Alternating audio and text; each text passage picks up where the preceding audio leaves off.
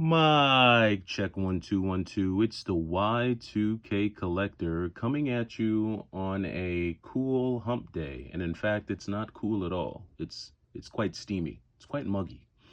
But that's not the reason why I'm coming to you. I'm coming to you because I have another PSA, which I'm sure most of you already know. And that is that no one cares about your video game collection. No one except for you. Um which is the primary reason why when you're building your collection, you should only be buying the things that you are interested in, the games that you like, and the games that you will want to play. Because, again, no one cares.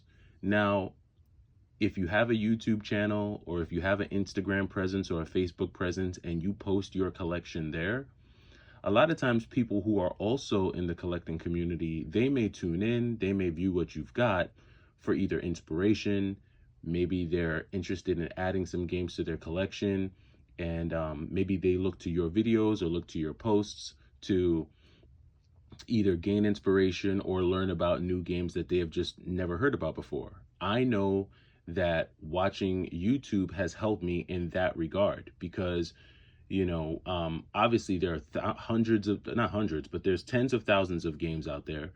And I'm not going to be able to see them all, especially if they've been given a limited print run, if they're games that were popular before my time, like before I was of the age where I could buy my own games, or if they were just for consoles that I had never even heard of. So YouTube has helped me in that way, and Instagram and Facebook and other forums, not so much Facebook because I haven't been on there in forever, but when it comes to like the different forums and things, they've definitely helped me find different games that I had never heard about. So that's the good thing. And that's where I think, having a collection and showing your collection or showing certain games comes into play. But in general, most people won't care about what you have in your collection.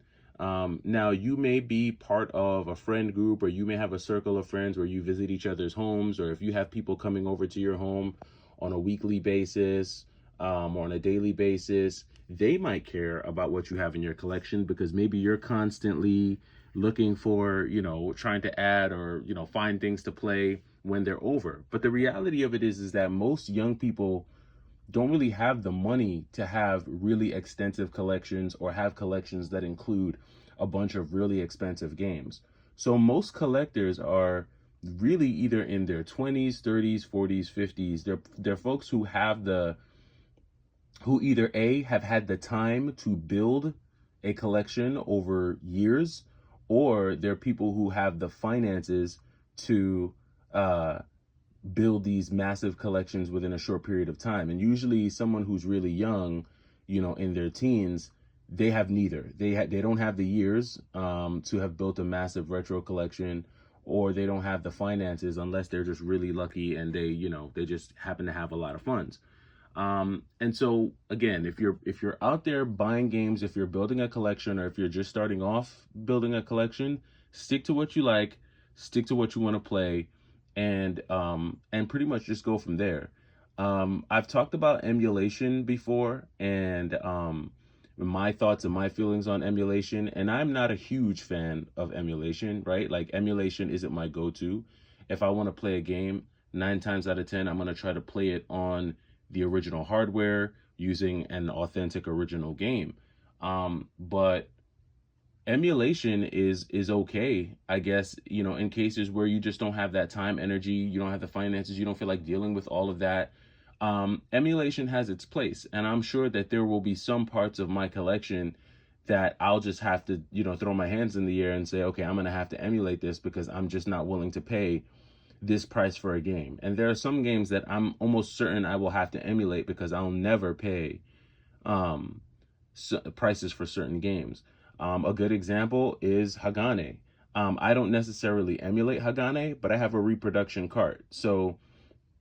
But I'm not paying $1,000, $2,000, $3,000 for a copy of Hagane. Now, if I find a copy of Hagane that is, heavily discounted, 30, 40% off, or 40% below what price charting or what the normal asking is, then yeah, maybe I'll pull the trigger on something like that. But when it comes to just certain games, I know that I'm not gonna pay the prices that most sellers are asking for those games. So emulation does have its place, and it doesn't take away from obviously the gaming experience depending on what you're emulating, because there are some emulation experiences that I don't think match the original experience. But it's come a long way from what I understand, and there are devices that do make emulating games a bunch of fun. I've talked about the Analog Pocket. I think it's a great device, especially for a lot of the handheld games that I may or may not have in my collection. So there's definitely options, but when it comes to the hardware, definitely stick to what's going to make you happy. And so I have three pickups here. These were some of the last pickups that I made in May that finally got here in June. Took them a while to get here, and so I'll go through them with you now really quickly. The one that's obviously right at the top is this copy of Super Mario World.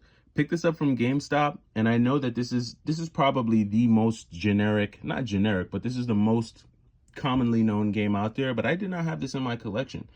And I did want a copy of Super Mario World on the Super Nintendo because oddly enough, I did not have this.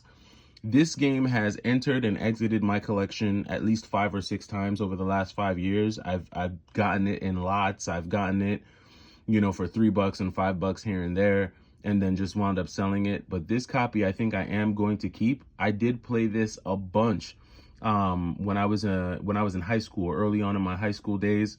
I think the PlayStation 1 was already out at this time, but the generation right before it, which would have been, I think, that Super Nintendo and Sega Genesis generation, it was still popular. You were still seeing like Super Nintendo games in the stores. You were still seeing like Genesis games in the stores. And I guess that would be that 5th generation had just kicked into gear. So this is one that I wanted to add. Glad I got it.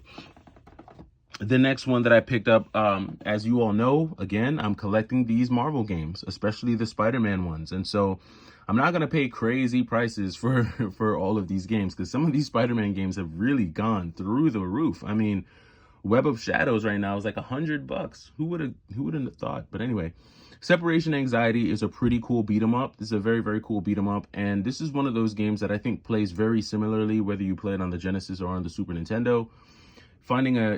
I don't really like to get like loose cart Genesis games. If I'm gonna get a Genesis game, I'd rather get it complete in box. Just the clamshell makes it worth it to me. But I didn't want to spend what most folks are asking for Separation Anxiety on the Genesis complete in box. So I found a loose cart online, put it in offer. The seller accepted. You can get this for around $20 online. And this is a really good beat 'em up. I did have this and play this. Pretty good game. Check it out if you've never checked it out. It's a good one.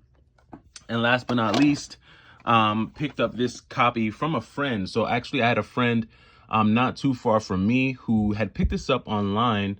And when they got it, I guess it wasn't the version of Hulk that they were thinking it was going to be. And they knew that I was actually collecting Marvel games. So they decided to give me a pretty cool deal. And $4 for a Hulk game on the GameCube is not bad. So I'm not mad at that at all. I do have a few Marvel games on the GameCube, including the X-Men Legends games, Fantastic Four, Spider-Man, Marvel Nemesis. So I've got a few of these Marvel games on the GameCube, and I'm glad to be able to add the Hulk to that list. So a few cool pickups, and these games are all great for me. These are all games that I'm going to play. And again, slowly build your collection if it's something that you're wanting to do. Collecting isn't for everyone. A lot of people view it as a waste of time. Some people try to start getting into it and then they fade off. Some people have seasons where they collect a bunch and then they stop, and then they sell some and they collect again. It's a hobby. It ebbs and it flows like everything else. But again, do what makes you happy. And again, no one is going to care about your collection the way you do. Only you care about it. So if you're building things and you're building a collection and you want to have stuff on a shelf and things like that, just make sure it's things that you'll want to play, games that you'll enjoy, and games that you'll wind up keeping. It's my little rant. That's my little soapbox rant for the on a Wednesday morning. Hopefully you're having a good week. It's been a crazy, crazy week. It's been a crazy busy week for me on my end. I'm hoping that that will taper off towards the end of the week and I can start pumping out some more videos for you guys with just some more provocative topics. But until then, it's the Y2K Collector, and I will talk to you. Take it easy.